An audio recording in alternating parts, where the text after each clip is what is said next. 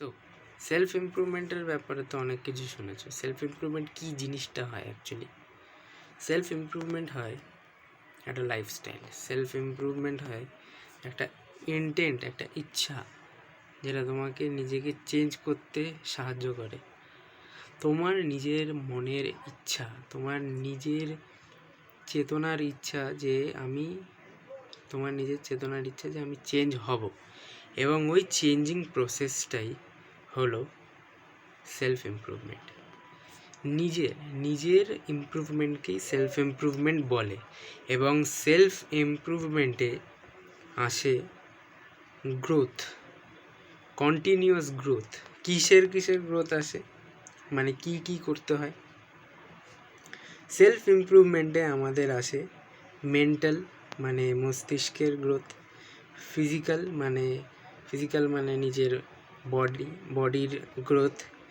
Skills মানে দক্ষতা, মানে যা জিনিস তুমি জানো, যা জিনিস তুমি পারো সেটার ইমপ্রুভমেন্ট। ফাইন্যান্সিয়াল মানে নিজের টাকা পয়সার ইমপ্রুভমেন্ট, এবং অর্থনৈতিক স্থিতির ইমপ্রুভমেন্ট। সোশ্যাল অ্যান্ড ইমোশনাল নিজের মেন্টাল এবং ইমোশনাল বিইং, মানে নিজের মানসিক ও নিজের ইমোশনাল ব্যক্তিত্বটার ইমপ্রুভমেন্ট। এবং সোশ্যাল মানে আমরা তো একজন মানুষ, তো আমরা মানুষ হওয়ায় আমাদের সোশ্যাল হওয়াটা খুব জরুরি। আমাদেরকে কথা বলতে হয় মানুষের সঙ্গে, আমাদেরকে মানুষের সঙ্গে সাক্ষাৎ করতে হয়, দেখা করতে হয়, ঘুরতে যেতে হয়। আমরা সবসময় ঘরের মধ্যে তো আর এক জায়গায় পড়ে থাকতে পারবো না। কাজ খাওয়া ঘুমানো, ওইটা তো পারবো না সবসময় করতে, নাহলে আমাদের জীবনে মানসিক দুঃখটা বেশি বাড়বে। আমাদের জীবনে অ্যাডিকশানস ঢুকবে, যেরকম মদ, গাঁজা, পণ, এইসব। ঠিক আছে, অন্যান্য অনেক আছে অ্যাডিকশানস। সো ওই অ্যাডিকশানসগুলোই আমাদেরকে অ্যাভয়েড করা উচিত এবং ইমপ্রুভ হওয়া উচিত। সো কীভাবে তুমি সেলফ ইমপ্রুভমেন্ট তুমি করতে পারবে, মানে কী করতে হয় এই জিনিসগুলোকে ইমপ্রুভ করতে গেলে? তোমাকে যদি মেন্টালি ইমপ্রুভ করতে হয়, তাহলে ভালোভাবে নিজের ইমোশনাল ইন্টেলিজেন্সটাকে বাড়াও। নিজের ইমোশনসগুলোকে চেনো, নিজের ইমোশনসগুলোকে বোঝো, এবং সেগুলোকে নিজের উপর হাবি হতে না দাও। তারপরে নিজের স্ট্রেস, নিজের দুঃখটা এবং নিজের বেদনাটাকে, নিজের ব্যথাটাকে, নিজের দুঃখটাকে, সব কিছুকেই ম্যানেজ করতে শেখো। এই জিনিসগুলোকে ম্যানেজ করতে শেখো। তোমার মেন্টাল ক্ল্যারিটি এই জিনিসগুলো ম্যানেজ করলে বাড়বে। এবং আলাদা অন্যান্য কী জিনিস হয় যেটার কারণে তোমার মেন্টাল ক্ল্যারিটি হবে, তোমার ফোকাস বাড়বে লাইফে, তুমি কাজে ইমপ্রুভ করবে, তুমি সব কিছুতে ইমপ্রুভ করবে। এবং আর কি হয় না, তোমার লিমিটিং মাইন্ডসেট, লিমিটিং বিলিভস, তোমার মধ্যে যদি কোনো এমন বিলিফ সিস্টেম থাকে যে এরামই করতে হয় বা এরামই হয়, কোনো জিনিস একতরফাই জিনিস হয়, একতরফাভাবেই করতে হয়, তাহলেই কাজ সফল হবে, সবার জন্য সব কিছু একই হয়, তো না, ওরমভাবে হয় না কোনো দিনও। সেকেন্ড হয় আমাদের ফিজিক্যাল ব্যাপার। এবার ফিজিক্যালি ইমপ্রুভ কীভাবে করবে? ফিজিক্যালি ইমপ্রুভ করতে হবে, প্রথম জিনিস হচ্ছে এক্সারসাইজ, মানে রোজ ব্যায়াম করা, এক্সারসাইজ। সেকেন্ড হচ্ছে নিউট্রিশিয়াস ফুড, মানে ভালো পুষ্টিকর খাবার খাওয়া, জাঙ্ক ফুড অ্যাভয়েড করা, আর ভালোভাবে জল খাওয়া, ব্যাস। আর থার্ড হচ্ছে আমাদের ঘুম হচ্ছে সবথেকে বেশি ইম্পর্টেন্ট জিনিস হচ্ছে ঘুম। এই তিনটে জিনিস সবথেকে মেন ইম্পর্টেন্ট জিনিস যদি ফিজিক্যালি ইমপ্রুভ করতে চাও। ইভেন ইমোশনালি ইমপ্রুভ করতে গেলেও এগুলো লাগে। এক্সারসাইজ মানে ব্যায়াম, পুষ্টিকর খাবার, নিউট্রিশিয়াস ফুড, আর স্লিপ মানে ঘুম, ব্যাস। আর কি লাগে? এইগুলোই লাগে, বেশি কিছু লাগে না। এইগুলো করলে কি হয়, এইগুলো করলে আমাদের স্ট্যামিনা বাড়ে, আমাদের পজিটিভ মাইন্ডসেট হয়, এবং এবং আমরা এইসব করতে গেলেও কিন্তু আরেকটা জিনিস যেটা মাথায় রাখতে হবে, আমাদের নিজস্ব হাইজিন আর অ্যাপিয়ারেন্সটাও কিন্তু ম্যাটার করে। কে কিরম দেখতে হয় অনেক সময় কিন্তু এইটা তার উপর ম্যাটার করে যে সে কীরকমভাবে নিজের খেয়াল রাখে। ঠিক আছে, আমার যদি চুল এলোমেলো হয় তাহলে নিশ্চয়ই আমি নিজের খেয়াল রাখি না। এবং আমার যদি দাঁত হয়, মানে হলুদ হয়, তাহলে নিশ্চয়ই আমি নিজের খেয়াল রাখি না। আমার মুখ দিয়ে যদি গন্ধ বেরোয় তাহলে আমি নিজের খেয়াল রাখি না। আমার যদি নাক দিয়ে বেরোয়, মানে খেঁড়া বেরোয়, মানে নাকি শিকনি বেরোয়, তাহলে নিশ্চয়ই আমি নিজের খেয়াল রাখি না। চোখে যদি ক্যাথর থাকে তাহলে নিশ্চয়ই আমি খেয়াল রাখি না। বিয়ার্ড যদি না, মানে আমার তো নামমাত্র আসে যদিও, তাও যদি না হয় তাহলে সেটা আমি খেয়াল রাখি না নিজে। আমার যদিও চুলের ব্যাপারটা ছাড়ো, আমি এখন এই সবে ঘুম থেকে উঠলাম। আর আচ্ছা, এইসবই লাগে, আর কিছু লাগে না। এইসব করলে পজিটিভ থাকা যায়। এবং তারপরে আসে আমাদের এই স্কিলসের, মানে দক্ষতার ওপর। স্কিলস মানে নিজস্ব জীবনে স্কিলস থাকাটা খুব দরকার। ইভেন মানির জন্য স্কিলস দরকার, আর অন্যান্য জিনিসের জন্য স্কিলস দরকার। স্কিলস কী জিনিস? স্কিলস মানে দক্ষতা। তুমি যেগুলো খুব ভালোভাবে পারো, যেমন তুমি যদি আঁকতে ভালোভাবে পারো তাহলে তুমি আঁকায় দক্ষ, এবং তুমি যদি ভালোভাবে কথা বলতে পারো সেটাও তোমার একটা দক্ষতা। তুমি যদি ভালোভাবে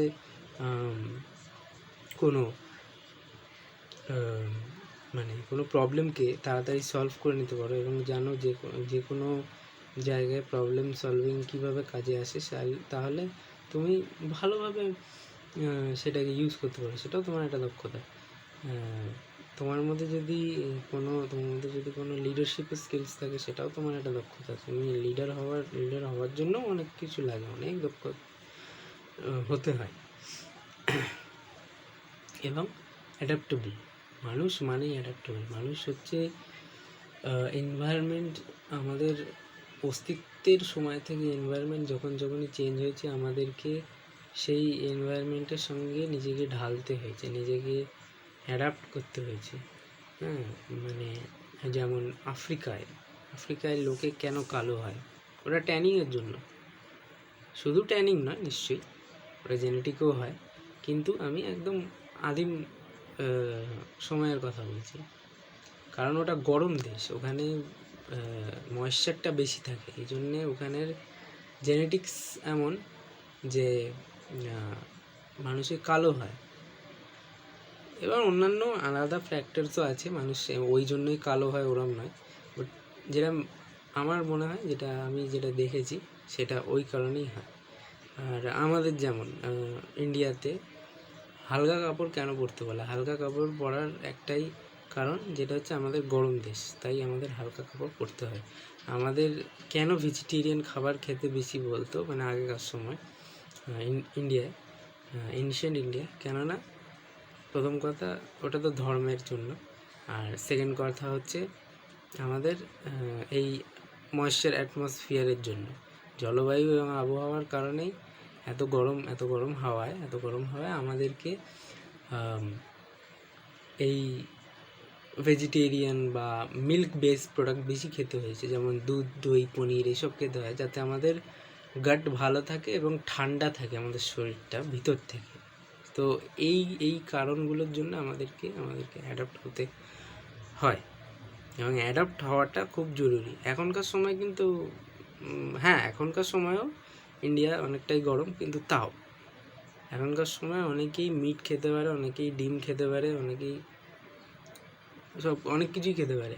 যেমন আমি হচ্ছে ল্যাকটোজ ইনটলারেন্ট, আমাকে দুধের বেস প্রোডাক্টস আমার পচে না, মানে আমার হজম হয় না, সরি ফর দ্য হিন্দি, তো হজম হয় না।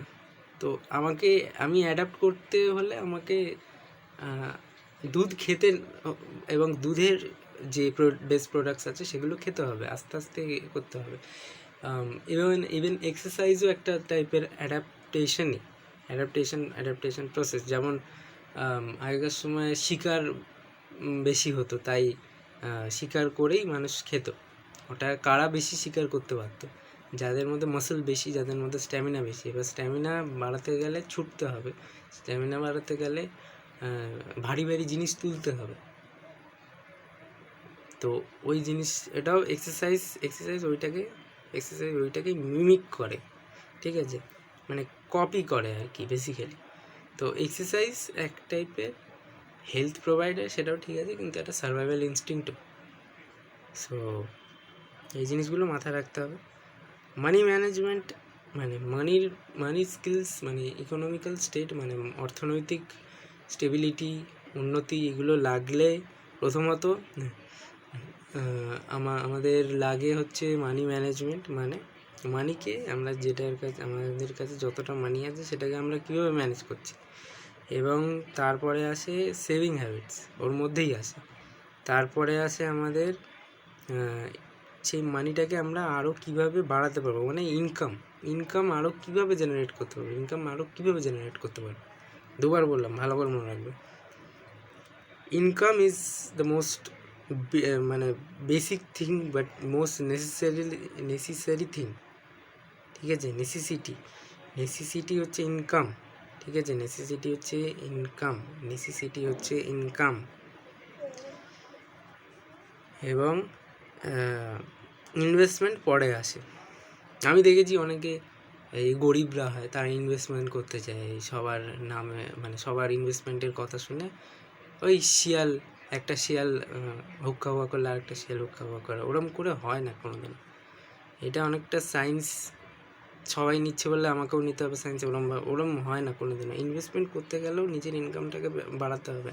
নিজের ইনকাম না বাড়ালে কোনোদিনও ইনভেস্টমেন্ট হয় না। তারপরে আসে এই সবথেকে যেটা মেন জিনিস, যেটা হচ্ছে ইনকাম করে যে পয়সাটা আসছে, সেই পয়সাটা সেভিংসের পরে এবং ইনভেস্টমেন্টের পরে যে পয়সাটা বাঁচছে সেটাকে কোথায় খরচ করছি, বেখরচ, মানে একটা বাজে খরচের দিকে যাতে না যায় সেই অ্যামাউন্টটা, যেটা বাঁচে, এটা সব কিছু করার পরে বাঁচে, সেটা যাতে বাজে খরচের দিকে না যায়। বাজে খরচ মানে কী বাজে খরচ হতে পারে? জাঙ্ক ফুড হতে পারে, কোথাও মাসে ঘুরতে যাওয়া হতে পারে। ইকোনমিক্যাল স্টেট ভালো নেই, সে এখন যাচ্ছে দার্জিলিং, এটা হয় কোনো দিন? তাহলে তার মানে ইকোনমিক্যাল স্টেট কতটা বিচ্ছিরি সে পরে বুঝবে। সে বোঝে কিন্তু বুঝেও অবুঝ হলে তো আমার তো আর কিছু, আমার মতো লোকে আসবে, বলে যাবে, তারপরে সবাই চলে যাবে, তারপর হয়তো বুঝবে যে হ্যাঁ কী করলাম। তো সেভ করাটাকে একটু স্টার্ট করো, মানে বাজে খরচটাকে একটুখানি কমো, কারণ বাজে খরচ হচ্ছে সবথেকে পয়জনাস থিং, সবথেকে বিষাক্ত জিনিস হচ্ছে, যদি বলা যায় তাহলে মানির ব্যাপারে, তাহলে একমাত্র জিনিস হচ্ছে বাজে খরচ না করে সেভিংয়ের একটা হ্যাবিট বানানো স্টার্ট করো, ঠিক আছে। সেভ করো, যতটা সেভ করা যায় ততটা ভালো। এবং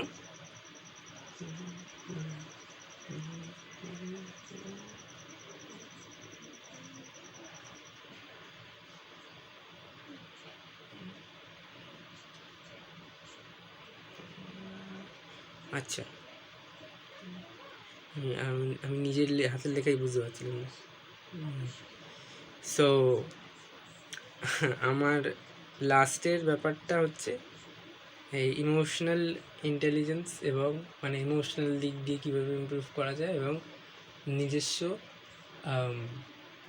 সোশ্যাল স্কিলসে বা কমিউনিকেশানে কীভাবে ইমপ্রুভ করা যায়। কিছুই না, কথা বলো, সিম্পল কথা বলো, বাউন্ডারি সেট করো, মানে একটা রেখা সেট করো যাতে কেউ তোমাকে ডিসরেসপেক্ট না করতে পারে। কোনো মানে কথায় অনেকে ডিসরেসপেক্ট করে,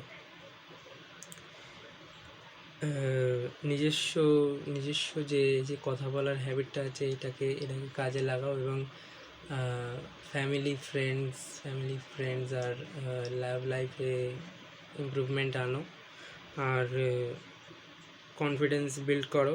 আর কিছু না, এগুলো করলে এমনি কনফিডেন্স বিল্ড হবে, ঠিক আছে। আর এমপ্যাথি সবথেকে ভালো হচ্ছে যে এমপ্যাথি বিল্ড করাটা খুব জরুরি। কারণ এমপ্যাথি মানে কি? এমপ্যাথি মানে সহানুভূতি না, ওটাকে সিম্প্যাথি বলে। এমপ্যাথি মিন্স আমাদের দয়া বা মায়া, যেটাকে বলে। মানে মানুষের মধ্যে একটা জিনিস হয় যে কারোর প্রতি অযথা রাগ দেখানো, কাউকে গালাগালি দেওয়া অযথা, হ্যাঁ, কারোর ক্ষতি চাওয়া, এইসব জিনিস না করাই ভালো, ঠিক আছে।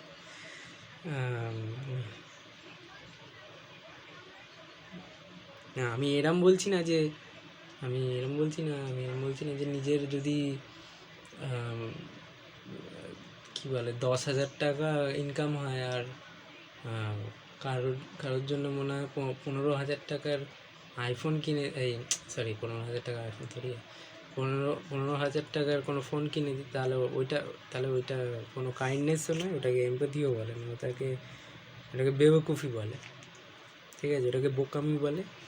And that is sheer nonsense. That is not kindness. That is foolishness. Okay? That is only foolishness on yourself if you do this. আর তুমি সব থেকে নিচে নামবে, এরম করলে নিজের কাছে ছোট হবে। সো এরম করাটা বন্ধ কর। আর কিছুই না, ব্যাস এইগুলোই ছিল।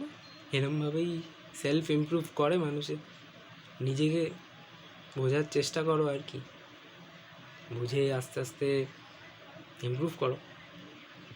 আজকের ভিডিওটা অনেকটা লম্বা হয়ে গেল, ছোটোভাবে করতে চেয়েছিলাম, বাট যাই হোক। সো আজকের ভিডিওটা অনেকটাই লম্বা হয়ে গেল, বাপরে, ছোটোভাবে করতে চেয়েছিলাম। আচ্ছা, যাই হোক, তো অন্য কোনো ভিডিওতে দেখা হচ্ছে। So thank you for watching this video and by.